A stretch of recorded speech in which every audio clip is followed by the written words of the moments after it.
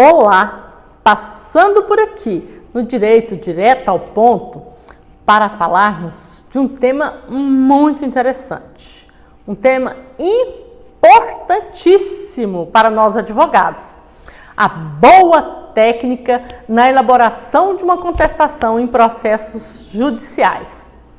Quando nos deparamos com contestações prolixas, cheias de letras garrafais, coloridas, maiúsculo, é o momento de nós pararmos para refletir sobre o assunto. A boa técnica na elaboração de uma contestação é um tema importantíssimo para o advogado. Antes de nós adentrarmos o mérito do assunto, eu te convido a se inscrever neste canal, deixar o seu like e compartilhar esse conteúdo com aquele amigo que você conhece e que é super prolixo nas suas peças contestatórias. E ainda acha que isso vai ajudar a ganhar a causa. Olha que diversão! A boa contestação, ela é pontual, ela é cirúrgica. É uma peça que se destina à defesa processual e de mérito em um processo judicial. E como tal, ela precisa de ter 3 grandes macropartes, que são as preliminares, o mérito e o requerimento. Nas preliminares, você pode demonstrar nulidades, inclusive a nulidade de citação, a incompetência, a impugnação do valor da causa, por exemplo, a inépcia da inicial, a perempção, a litispendência, a coisa julgada, a conexão, discutir legitimidade e tantas outras inúmeras questões que podem impedir que o mérito seja julgado, ou seja, mata o processo antes de adentrar o mérito, porque vão prejudicar o mérito. Inclusive, a prescrição como prejudicial de mérito é uma das questões que podem ser abordadas. Quando a gente fala e trata de uma boa técnica na elaboração de uma contestação, a gente tem que ter em mente que a contestação, ela contesta algo que foi alegado. Então, é uma tese que precisa de uma antítese, que é a contestação, e que vai ter uma síntese, que é a sentença. Que pode abrir mais tese, antítese e síntese, mas nós estamos falando dessa peça, contestação.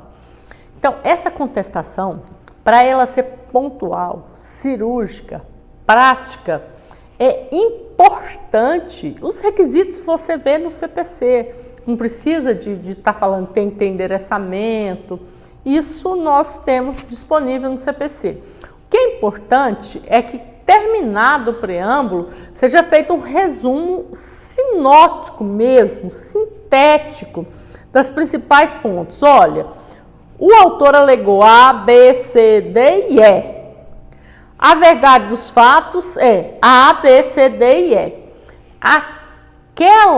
Aqueles elementos, eles têm que ser impugnados especificamente.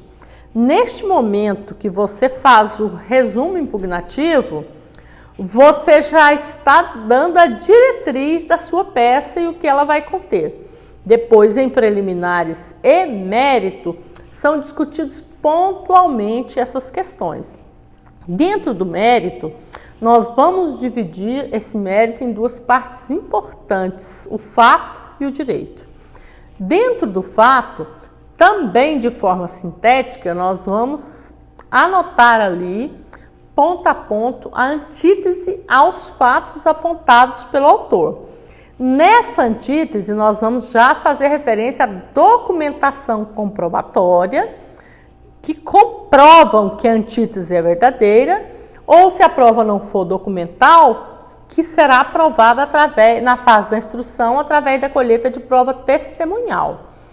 Mas a antítese posta na fase da alegação do fato, que nós finalizada, nós vamos para o direito, e no direito numa abordagem também objetiva, cirúrgica, sintética, lei, doutrina, jurisprudência.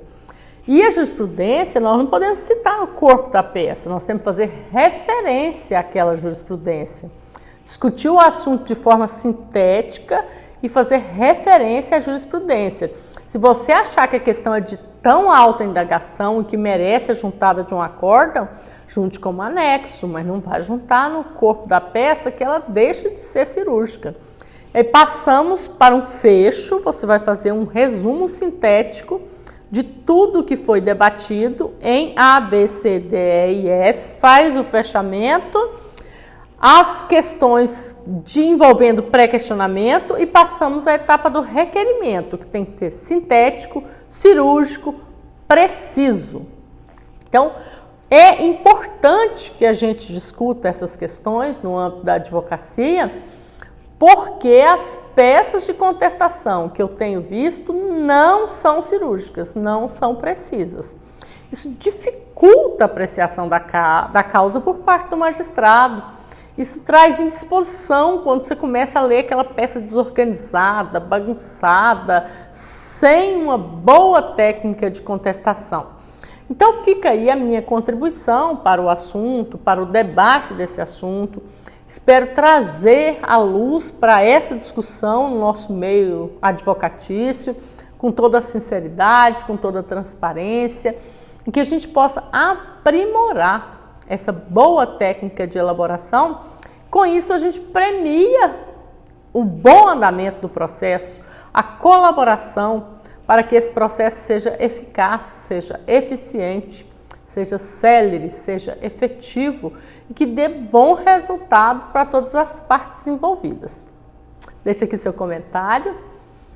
Diga se você já caiu na cilada de sair da objetividade, de ir para as emoções, de fazer peças agressivas, prolixas, coloridas, com letras garrafais, ou se resistiu à tentação e tem feito contestações cirúrgicas.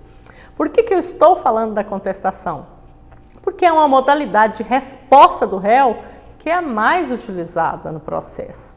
Então, como via de regra é a mais utilizada, é importante chamar a atenção e trazer para a nossa discussão.